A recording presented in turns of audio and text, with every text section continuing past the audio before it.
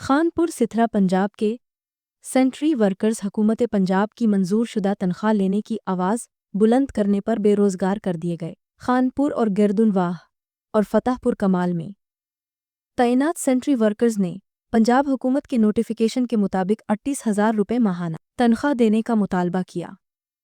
تاہم مقامی ٹھیکیدار نے ورکرز کو دھمکی دی کہ اگر 20,000 روپے پر کام کرنا ہے تو کرو، بصورت دیگر نوکری چھوڑ دو۔ محنت کشوں کے انکار پر ان کو نہ صرف فارغ کر دیا گیا بلکہ کئی دنوں کی مزدوری بھی ادا نہیں کی گئی۔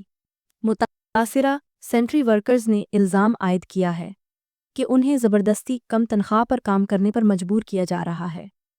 ان کا کہنا ہے کہ نوکری سے محروم ہونے کے بعد ان کے گھروں میں فاقے کی نوبت آ گئی ہے، جبکہ ٹھیکیدار مزدوروں کے بنیادی حقوق سلب کر رہا ہے۔